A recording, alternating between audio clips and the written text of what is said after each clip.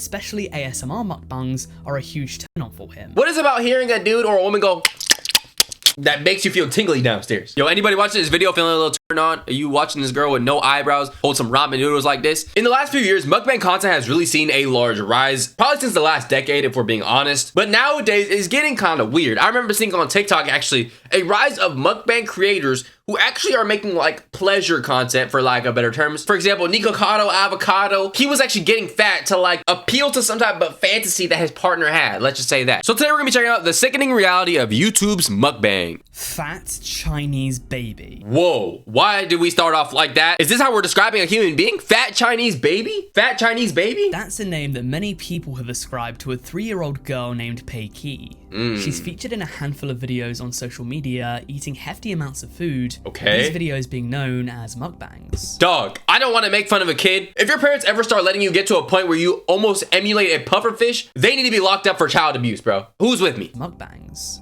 Her content is actually quite popular too, with her most popular video having amassed more than 500,000 views. Pei Qi got some motion on them eating videos, okay. Meaning that Pei Qi could have easily slotted into the homepage of Jigua Video, the website in which Pei Qi's channel resided. With this popularity, however, came some criticism, as some people noticed that Pei Qi was quite overweight, which obviously isn't. I mean, that's like the elephant in the room, right? I mean, and it does need to be addressed, bro. Apparently, the 3-year-old weighed somewhere around 77 pounds. Now, I don't— 3 years old and 77 pounds? Oh my God, that's huge. When I was a freshman in high school at 14 years old, I weighed 99 pounds. According to this trusty AI overview, some things that are about 70 pounds include a large golden retriever, an average sized 12-year-old boy. She's at risk for all types of health issues, bro. For this particular child, but I found online that the average 3-year-old Chinese girl was 78 centimeters or 30 inches tall. And that would place Pei Qi above the 99th percentile of overweight people on the BMI scale. Another fancy way to say you're, you know, pushing obesity as a kid. I know, the BMI scale is flawed, but for a 3-year-old, they're not going to have any muscle. It's flawed, but in this case, it's not flawed, bro. We got your back. It's cool. We get it. We get it. This will not have a crazy slow metabolism, and even if Pei Qi, somebody gotta save Pei Qi, bro. That's what it is. Hashtag free, hashtag save Pei Qi, bro. If they do, it's their parents who design their diets. Having mukbangs at 3 years old, a lot of people would say is not very healthy. That's true. And people online were furious at the parents for broadcasting their daughter's eating habits. This story went big in China, with Weibo. I wouldn't even say it as their daughter's eating habits. I would say it more like the parents' feeding habits, because the kid is gonna eat whatever the parents put in front of him at that age. I mean, unless you're a picky eater like I was. When I was eating peppers, I wasn't eating celery, I wasn't eating radish, I wasn't eating all types of vegetables. Luckily, I got out of that phase though. But this is much more of a reflection on the parents than it is the kid, in any capacity. The Chinese equivalent of Twitter being a breeding ground for people to speak their mind about the incident. According to the Daily Mail, one commenter wrote, "The parents are using their child as a cash cow. They don't care about the child's health and well-being." Facts. No, I agree. Another said, "This is child abuse. Some people don't deserve to be parents. This is making me so angry." A third user replied, "The authorities need to investigate this and severely punish the parents. Are you sure they're birth parents?" And speaking of the parents, they tried to defend themselves, stating that their daughter did eat a lot, but that she had always been big, even before the mukbangs. No, bro. The father admitted that he had made some money, but only if— This is the type of parents to be like, oh, my daughter's not overweight, she's not obese, she's just big boned, bro. She was born that— No, bro, babies are not born big like that. You can't convince nobody this is normal, bro. You're not fooling nobody, man. Before the mukbangs. The father admitted that he had made some money, but only a few hundred yuan, which would be the equivalent of a few dozen pounds or dollars.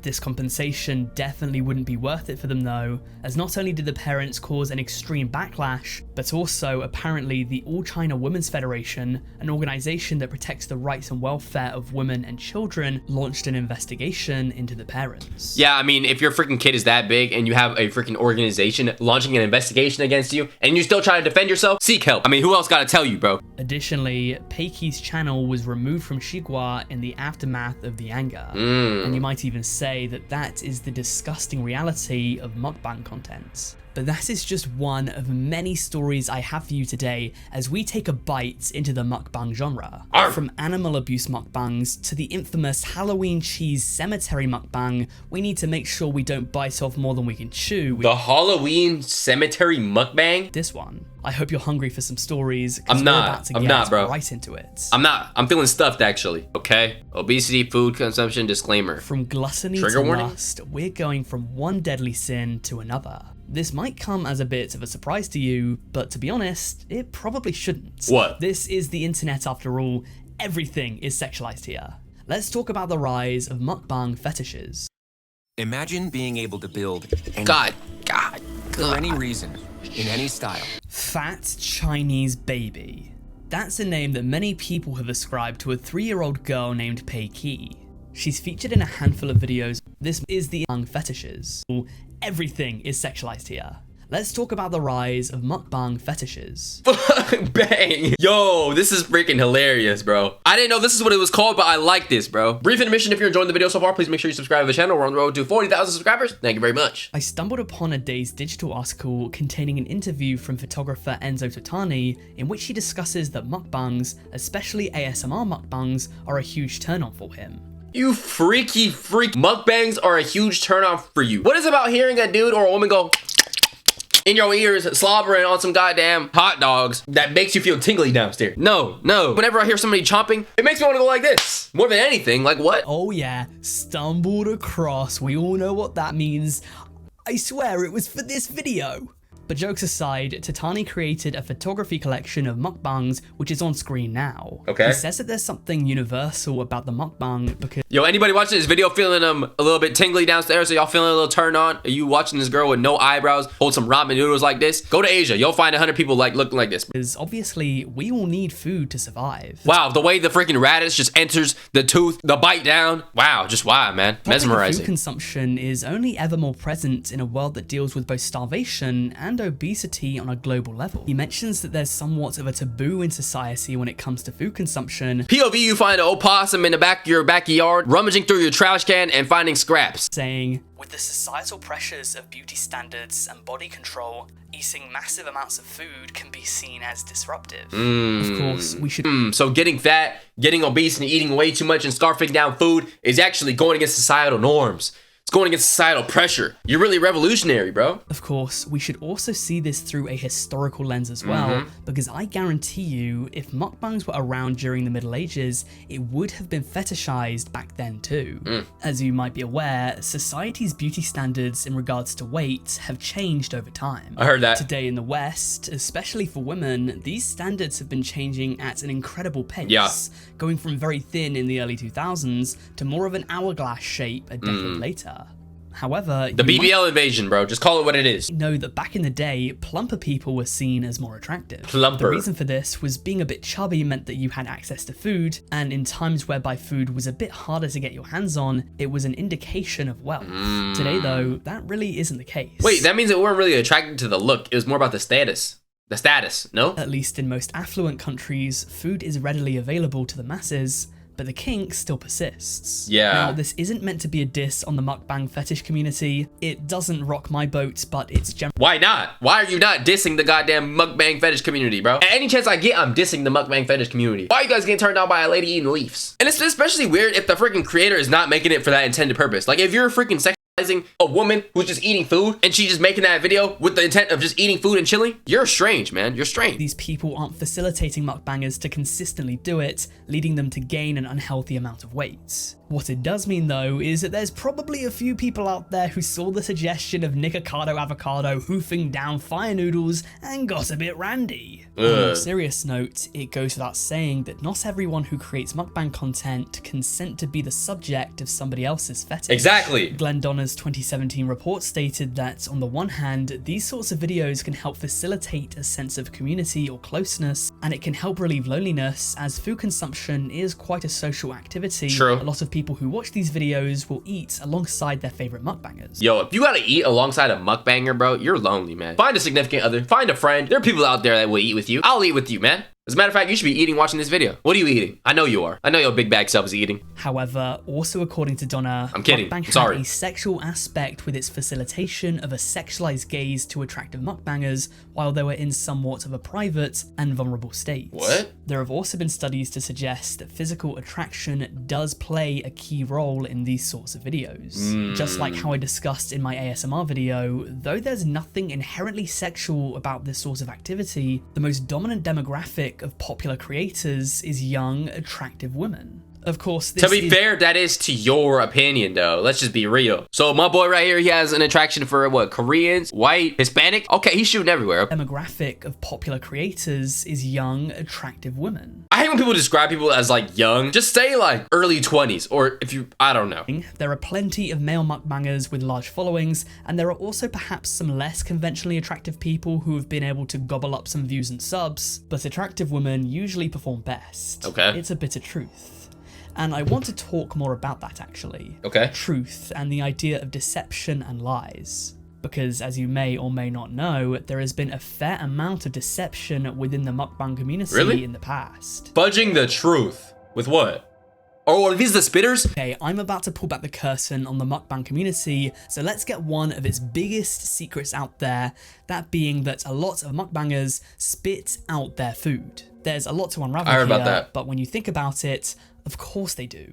Let me be clear, I don't want to accuse the entire community, as there are some mukbangers that clearly do not spit out the food.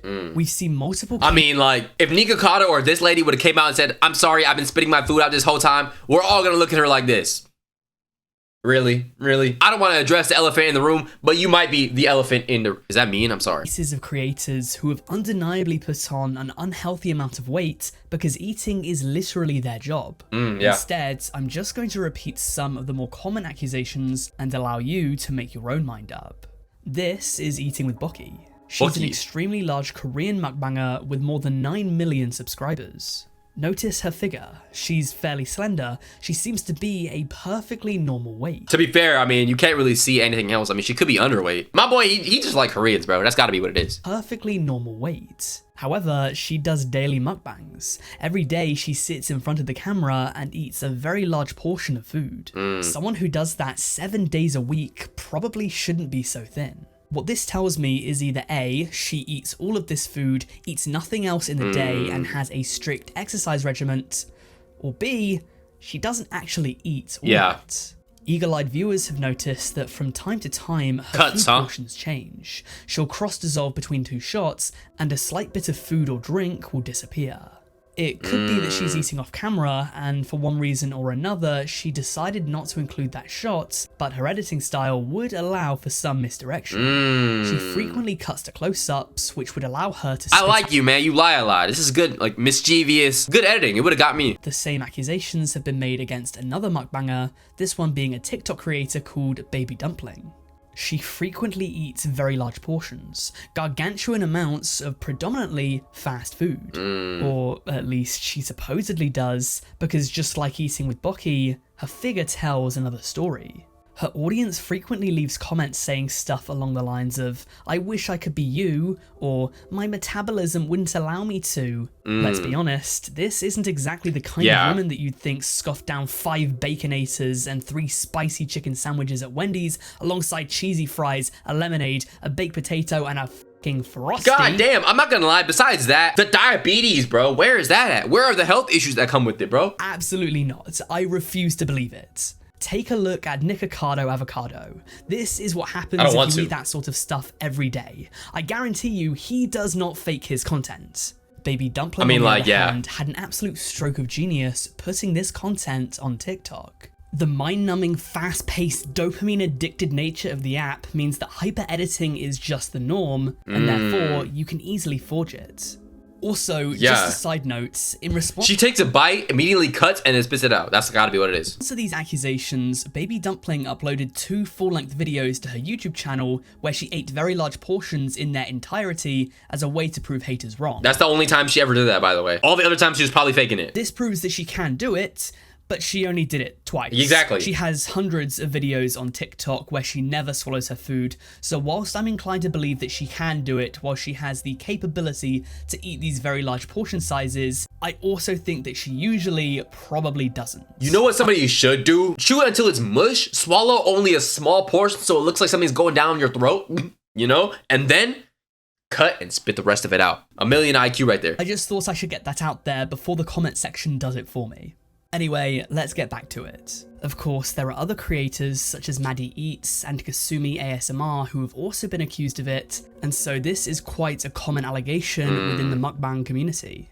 The question is it wrong? And that's quite a difficult one to answer. Random question, where does the word mukbang even come from? Is it Korean? Because I always see a lot of Koreans do mukbangs. I don't know. To defend lying to your audience, and this content is quite fraudulent.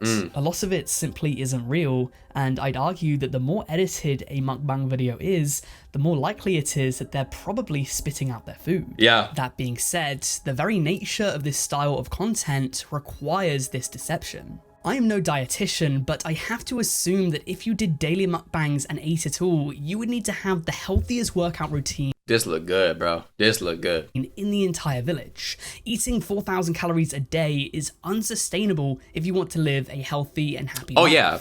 Many of these creators do this as a living. The only way they get food on the table is if they eat it in grossly gluttonous amounts. At the end of the day, I don't really blame them for doing this because they don't want to sacrifice their health for their content, bro. You don't want to catch diabetes like as if it was a cold, like it was HIV or something. No, seriously, you don't want to have high blood pressure, cardiac arrest, high cholesterol, all the above, just for making YouTube videos. If I'm them, I'm going to do the same thing and try to deceive people, bro. And if I get exposed, so what? I got exposed, bro. I'm going to tell all the viewers, act like it's WWE, bro. Okay, it's scripted, it's fake. Because do you really want to see me die of a stroke at 40 years old? Because of my eating habits on YouTube? No, right? But I can see why people would be mad. At the end of the day, if they don't actually swallow, if they spit it out into a bucket, does it actually damage the content? Personally, me, a top tier swallower, you got the right guy for the job to ask that question. Yeah, it does. It does. I would argue that a lot of people don't seem to realize that this kind of stuff, especially daily mukbangs, physically surely cannot be done.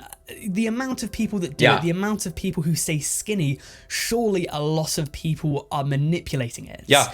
Does the value of mukbang content hinge on the fact that this food is swallowed? If you can't tell that they're not eating it, does it really matter? Because I don't watch mukbang content. That's a good question. Like for those of y'all who watch mukbangs, you guys watch them for the person to be eating the food and swallowing it? Is that the main attraction to the content? Or is it just looking at the person eat food because you're a freak? Is it because the food looks amazing or something like that and you want to see it go in their mouth? I think that as long as people think you're eating it, they have no problem with it. That being said, these people might have members of their audience that see what they do, and without knowing that it's a facade, could think that eating these portions of food can be done without gaining any weight. That's a good point. And it could be an unhealthy example to set for them. If these sorts of creators came out and said that these videos are purely for entertainment purposes, I don't think that there would be a problem. But they're representing this sort of thing as if it's real, and there is a problem in that. Do y'all think that mukbang creators would still get the same amount of views or similar views if the creators came out and said they were fake? At least in my books. That being said, if they did come clean, they'd probably lose a small portion of their audience. A good portion. Just like old school prank channels, they need people to think that this is real and authentic, but also leave themselves open to criticism by not disclosing that it's fake. What do you think about it though? Let me know down in the comments as we move on to our next topic of conversation, that being the foodie beauty suicide scandal. What? A tasteless tale. This is Chantal Marie, whose online name is Foodie Beauty. Okay. She's a Canadian woman with just shy of 100,000 subscribers on her main channel who would describe herself as a Muslim revert struggling to move on from her past. Okay. And I can tell you for sure that there was one incident in particular that she probably wants to move on from. What? That being her Halloween cheese cemetery mukbang. Okay. Now, just based off that title alone, alarm bells should be ringing in your mind. The Halloween cheese cemetery mukbang should be cause for concern. Okay. In this video, she discussed the Heaven's Gate cult, which performed the largest mass suicide in American history. Okay. 18 men and 21 women between the ages of 26 to 72 passed away in what can only be described as an awful tragedy. Fun fact, I'm pretty sure this happened where I live. It makes sense that when you're discussing these sorts of incidents, you do it in a way that is as respectful as possible.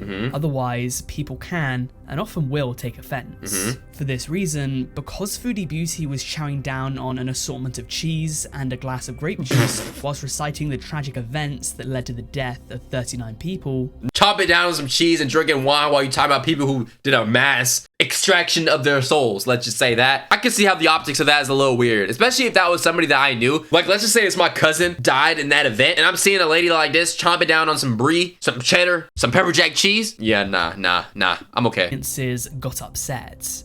It didn't help that throughout the video, Foodie Beauty can be seen making light of the situation and giggling to herself, which many people thought came off as disrespectful. Yeah. And I think what really stood out, besides the mass side, was the pictures of the bodies that are online. Okay. So I'll show you a picture. You don't see the body, just see it covered with their shoes sticking out. They're all wearing the same Nikes, and you can buy these Nikes. They're expensive on like eBay for that reason, because they don't make them anymore. Okay. From what I hear, Nike pulled them after that happened. I think I read too that there wasn't any specific reason that the cult leader chose the Nikes. I guess they were just like on sale. Okay. So anyway, let's backtrack. I really like this pumpkin spice cheese, actually. It's pretty good. What am I watching? Twitter took a shot at her, with Michael B. Pretty saying that her sitting there, talking about the price of Nikes and stuffing her face while flashing dead bodies on the screen is low. Yeah. I'm thinking of making a true crime video at some point, so I'm sure I'll discuss it more at length there, but when it comes to this kind of stuff, tone is everything. I think you do gotta be really careful about what you say and what you're doing while you say them. But I think also some people pick and choose what they complain about. Like other true crime creators sometimes will exaggerate things that happen. Maybe they're talking in a weird way, or they're playing some certain type of music. They're wearing a certain type of outfit. I don't know. You can call out a lot of people for certain things. I think the best way to go about it is judging from their intent. And I would say that she probably didn't intend to be super offensive. You can tell spooky stories whilst mukbanging, but telling stories of real people who have died tragically whilst having a tomato ketchup Hitler mustache on your lip comes off as a bit facetious. I think the ghost stories probably work a bit better for this kind of stuff, but if you really want to talk about someone who actually died, just make sure it's as long ago as possible, someone born in like the 1800s, because say for the Heaven's Gate cult, there would be people who are still around today whose loved ones or family members were tragically a part of that group who died far too early. I think another point I want to make is like true crime creators, people of those families could say, oh, you're profiting off the death of my cousin, my uncle, my so-and-so, because you're making a video and you're monetizing it and you're putting max ads on the video. I don't know. I feel like when it comes to true crime, you can get mad at a lot of things in a way. In this instance, a lot of people argued that it was inappropriate. True crime mukbangs? Some of you need brain cells for real. How desensitized to real tragedy do you have to be to think that this is an appropriate way of telling true crime stories? I'm just guessing that her intent wasn't like crazy. I don't know. The problem is that she put pictures of dead bodies whilst discussing cheese like it was all normal. Yeah. In this case, do I think Foodie Beauty came out to try and offend people? No, of course not. But it did come off as a little bit insensitive. Yeah. And not only that, but her copyright striking of her video after the event did not help her image. Why? Metro then spoke to Foodie Beauty, and she's quoted as saying, "I didn't intend any offense to anyone in my video. I didn't show anything that you wouldn't see on the 5 o'clock news. There are many mukbangers more popular than myself who do this, who talk about serial killers. My intention with the video was a social interaction like dinner and a mystery or something." Do you guys think that people attacked her for this because of the way she looks, like, or potentially because she mentioned there's somebody else, there's other people who do this, you know, and they don't be caring? She went on to say that the backlash stemmed from people who regularly target her content, and that her video was called attention to out of malice. And though I don't think people do this maliciously, I think that one of the most common criticisms of mukbangs is the gluttony of them. As we've already mentioned in this video, some of the portions in these mukbangs are just a joke. I mean, yeah. And I think it would be fair to say that in a lot of mukbang videos, people don't actually finish the food. Yeah. Oftentimes, it's literally impossible. It goes without saying that this might lead to a lot of food waste, as some food, especially fast food, goes off quite quickly after being cooked. So it's been reported that over the past couple of years, China has tried to clamp down on mukbang food waste. How? How could they do that though? People are just ordering food. What? This story was reported by the BBC back in 2020 after Chinese President Xi Jinping launched a clean plate campaign in order to try and reduce food waste in the fallout of COVID-19. The reasons behind this were that apparently there were mass floods in China and a disrupted trade with the United States. Now, it's not like the Chinese government have gone around arresting mukbangers, but they did start to condemn the activity, the media started to create reports critical of it, and people in general began to get shamed for eating exorbitant amounts of food. Got you. According to the BBC, Chinese social media companies then started to take action, giving people warning notices if they searched up this sort of content. Really? So if you look I get a warning if I look up mukbang, bro? What, you gonna put me on a list? Such as eating show or eating livestream on Kaishu or Douyin, you'd get messages pop up that translate to something along the lines of cherish food, refuse to waste, eat properly, and have a healthy life. Is this an infringement on free will or just sensible advice? Let's be honest, food waste is a real shame, especially when there are so many people out there with nothing to eat. I agree. And in these sorts of videos, you can assume that it is quite common, especially if they're spitting out the food. On the other hand, there is a value in these sorts of videos. But I think also for food waste, like, they're also kind of picking and choosing with the mukbang creators too, because mukbang creators are not the only people who freaking waste food, okay? You ever go to a restaurant and you see a rich person eat food? They don't even be finishing that stuff sometimes. Make a law for that. If you don't finish your food in a restaurant, you get gunned down. I'm going to sit back and say that mukbangs are the most creative or innovative content on the internet, but even at its worst, it's not stealing content like the react genre, it's not harassing members of the public like the prank genre, it's not exploiting children like the family channel genre, and there are some people out there who find comfort or solace in these sorts of videos. If it makes these people happy, at the end of the day, who cares? Yeah. On top of this, to tar all mukbang channels with the same brush isn't exactly fair. Some people do eat all of the food there on the spot, or at a later date. Some people do leftover mukbangs so there's less waste. I admit I've made sweeping generalizations in this video, and they do exist, but it's not the be-all and end-all. Okay. It's different with different cases. It's my boy dumping a burger from Five Guys in some nacho cheese, man. Ugh. Moving on, this next topic is one that I've actually spoken about before. I discussed it in my video on the darkest depths of ASMR. You might already know this, but just in case you don't, ASMR mukbangs are a very large portion of the genre. Right. But did you know that animal ASMR mukbangs and animal mukbangs in general have been growing in popularity over the past few years? Let's discuss what happens when this goes too far. The what? Feast on beast? Are you eating alive animals? So as I said, I've already touched on this before, but I have a bit more to add here, so we're going to play the clip from the original video and then discuss further. Okay. It was 2 years ago when there was a dog ASMR mukbang that went viral in China, and it challenged 2 dogs to eat 38 different snacks and 8 drinks. Do the dogs know they're participating in this mukbang? Like, did you ask them for consent? When it ended, one of them had its belly fully distended. And probably worse yet is the absolute cruel scenes of people feeding their dogs bowls of chili peppers. I mean, this is straight up animal abuse. I don't even know if I can show it. All for the sake of a few measly clicks, people were doing just disgusting, unethical, vile, evil, disturbed things That's crazy. to their dogs. There is a correct way to do an animal mukbang, obviously as long as the animal is eating a healthy portion, eating the right stuff, and eating appropriate food. But honestly, this entire situation reminds me of Peiki from our first story. Okay. People are profiting off this, and the actual beings that are doing the eating are the ones who pay for it. As these news stories mostly originate in China, it's been tough for me to try and follow up on them to see if animal services were called or if these people had their dogs taken away from them. We got it. You go, bro. But nonetheless, I mean, it's sick. This isn't even to discuss the entire So Young controversy from a few years back. What? She was a mukbang creator who predominantly ate seafood, and she would eat her food whilst it was still alive.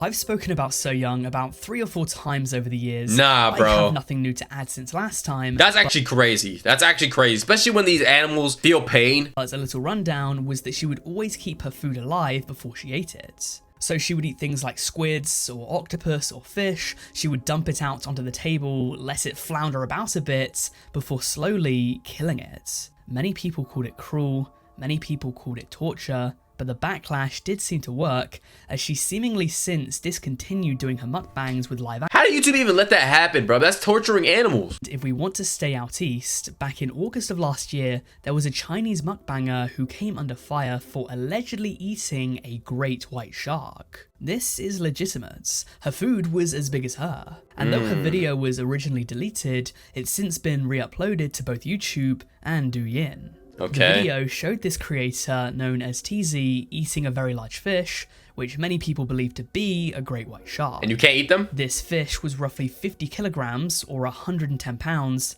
and the problem with this is that the great white shark is on the International Union for Conservation of Nature list as a vulnerable species in need of protection. To do what she did was supposedly illegal, and it could have landed her behind bars. Got you. The comments are criminal too. Looking forward to the next review. I wish to know, how does prison food taste? And I believe you'll nail it. Probably not great. In the end, she wasn't imprisoned, but was fined the equivalent of roughly $18,500 for the video. God damn. And once more, I guess that's what you could call the disgusting reality of mukbangs. Well, that was the disturbing reality behind YouTube mukbangs. I mean, I knew mukbangs had some strange stuff going on, but like that spitting out food stuff, but learning about the live animals, overstuffing of the children, and even pet mukbangs, new concepts to me. But that's gonna do it for today's video. Make sure you like, comment, subscribe, join the Discord link in the description. Link me in the new videos I'm gonna check out. As always, have a great rest of your day. It's love you all. I love you, and I'm out.